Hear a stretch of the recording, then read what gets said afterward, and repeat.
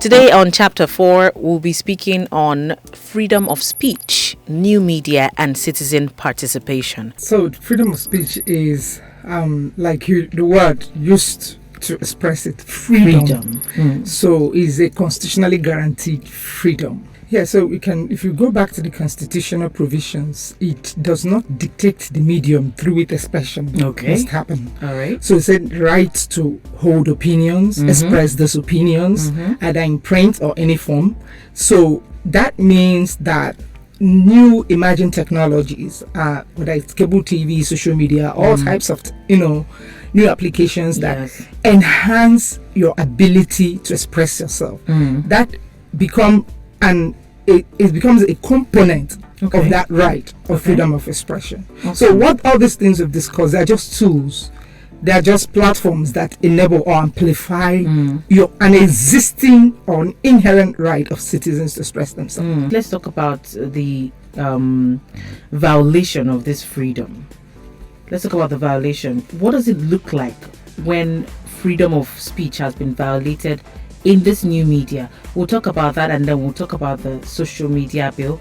But what does it look like for an everyday person who has access to the internet, social media, when that right becomes violated? If you have expressed your right in a way that causes reputational harm to another person, and particularly where that expression turns out to be false. False. Because when you are now shifting to the law of defamation, from opinion to fact, and defamation. All right. So, but also, why I emphasize on the word false. Because under the law of defamation, truth is a defense.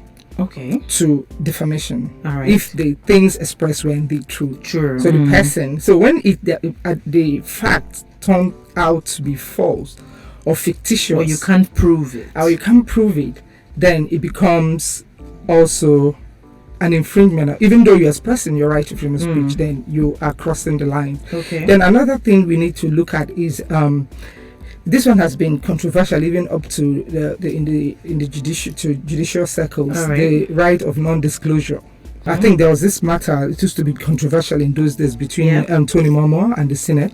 When he was the editor of Daily Times. Yes. And he was asked to disclose his source of information about the story which he had written about the senators at the time, and which he declined. But the High Court said he didn't have the right. But the Court of Appeal reversed that he didn't extend to maybe a law enforcement body like the Parliament or police asking for source, that the citizens had the duty to provide the sources. Let's look at the 5th November 2019 anti-social media bill that was introduced by the Senate to criminalize the use of social media in peddling false or malicious information.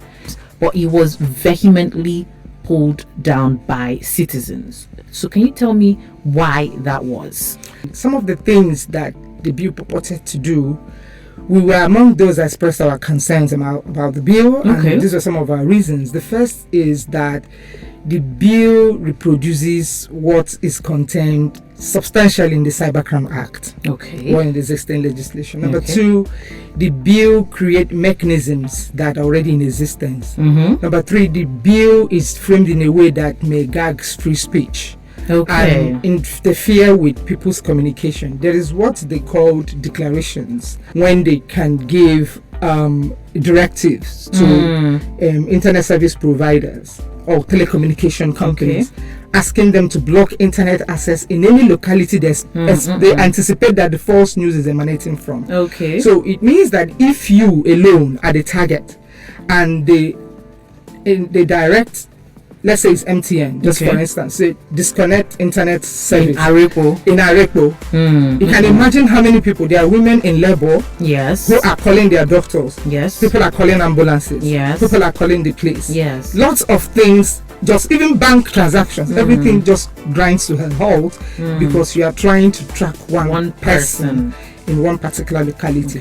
That was, then there is also it was so broad that it encapsulates, whether you are individual, whether you are an organization, regardless of who that entity. Then there are certain words that were used. There's like words that have a political, expressions. Parody accounts, for instance, or account statements that are made that have a political end. Does that mean that when we say something in that regard, we are violating the social media bill? Okay, when you say something that have a political end, during the election period, people hold opinions yes, about different candidates. Yes, they should. They should. So which opinion would you say is framed to have a political end? Then there is also another angle to it. Whenever a public official is appointed or elected into office, the first thing they do is to appoint SA, DG, social media, new media. Some of them have as much as 4, 6, 10 on. And what do these people do? Promote whoever that person is. Yes, they are just like his in Igbo we call it Otimpu. That's just what they do, laundering the person's image. Even the president, how many social new media advisors? There's a new media, yes, all those people, all the things they're doing are political. Are you saying that is only the political conversation that should happen on new media?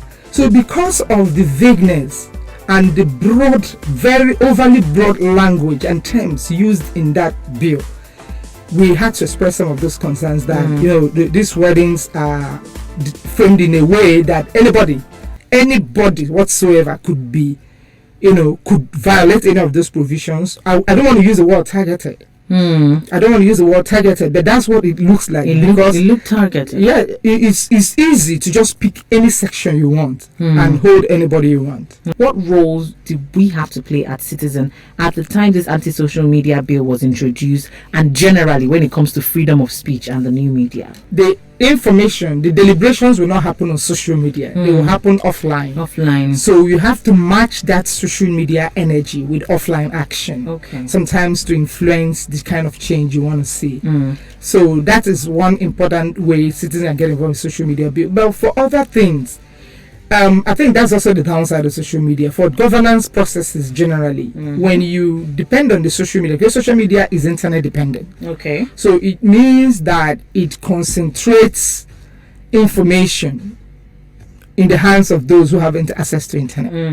And it, regardless of how many thousands of shares you see on social media, the number of people you having access to internet is not really as high. There are still lots and lots of people in rural communities who do not have access to social media. There are still lots of people in this country that have never heard about data. But in terms of increasing citizen participation, I think it has really helped, in many ways, like during the 2015 elections. That was when the internet began to play a role in our politics in Nigeria. So people were able to make arguments for and against. There was a lot of enlightenment. People were able to launder their image. People were able to transform public perception of specific candidates. They could talk and they could also listen. So it was very, it was very useful for the political process. But the downside of it is that there's also cyberbullying that happens on social media. There's also can be body shaming. It can be also slut shaming.